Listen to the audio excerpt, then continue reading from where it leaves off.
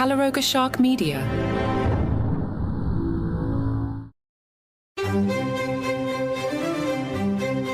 Hello and welcome to Palace Intrigue. I am your host, Mark Francis.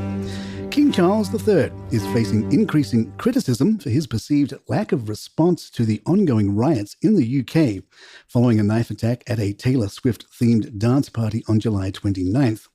While the King is currently on his annual summer holiday at Balmoral Castle in Scotland, the rest of the country is grappling with unrest, fueled by misinformation about the attacker's identity, which has led to a surge in racism and anti-immigrant sentiment. The royal family did issue a statement on July 29th expressing their heartfelt condolences, prayers and deepest sympathies to the victims' families. However, the King has not made any further public comments or taken additional actions since then, which has led to growing frustration among the public and commentators.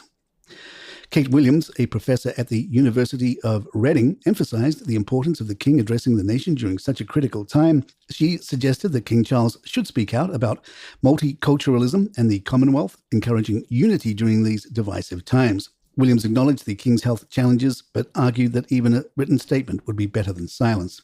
Similarly, former BBC correspondent Peter Hunt voiced his disappointment on social media, questioning why Charles, who is supposed to be a unifying figure, has not spoken out against the rising racism and violence.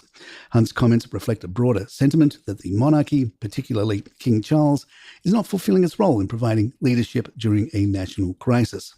The situation has intensified anti-monarchy sentiment, particularly since the death of Queen Elizabeth II.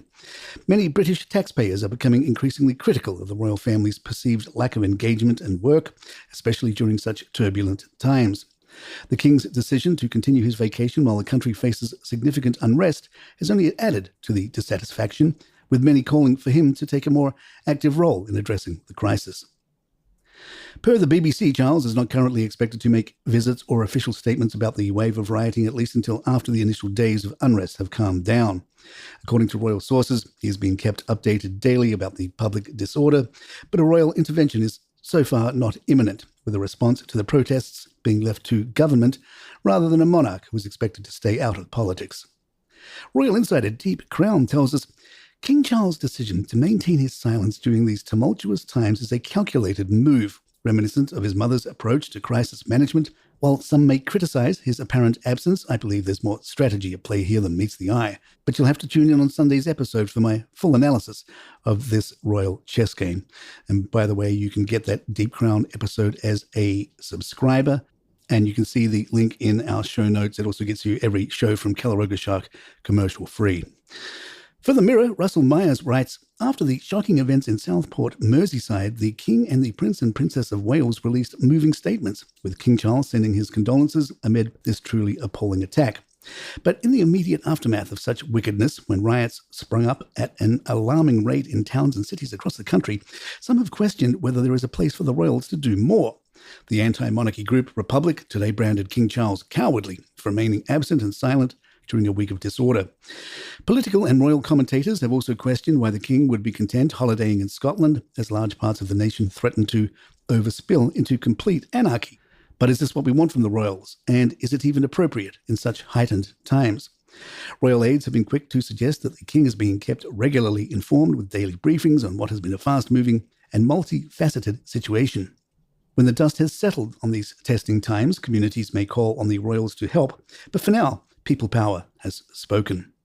The royal family is also facing criticism for their deafening silence following Keely Hodgkinson's recent Olympic triumph.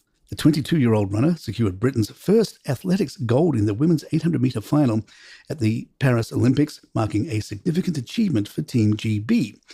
Hodgkinson's victory is especially notable as it's the first athletics gold for Britain since Mo Farah's double win in the 5,000 and 10,000 at the Rio 2016 Olympics.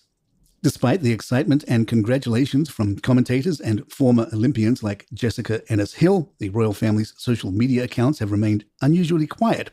The lack of acknowledgement has sparked backlash, especially given that members of the royal family have been actively celebrating other Olympic victories on social media during the Games. For instance, Queen Camilla quickly congratulated Team GB's equestrian team for their gold in team eventing earlier in the Olympics. This silence is seen by some as a missed opportunity for the royal family to show support for British athletes and has led to criticism from royal insiders and sports fans alike. This incident has brought attention to the expectations placed on the royal family to consistently engage with and support national achievements, particularly in events like the Olympics. More Palace Intrigue in just a moment.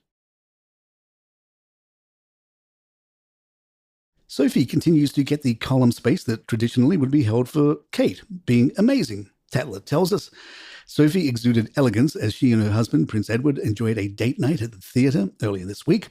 The royal couple attended a special performance of Andrew Lloyd Webber's musical Starlight Express at Wembley Park on Wednesday. Sophie looked stunning in a gold atelier dress, which she paired with champagne-coloured Jimmy Choo wedge sandals and a simple black handbag. She completed her chic look with a pair of golden Julia Barella earrings, her hair swept back into a low bun, accentuating the ensemble's sophistication. Prince Edward, equally dashing, opted for a smart black blazer and a royal blue tie. As the patron of the Orpheus Centre, a disability charity, Edward's attendance at the event underscored the ongoing commitment to charitable causes. The performance of Starlight Express was in support of this charity, adding a meaningful touch to their evening out.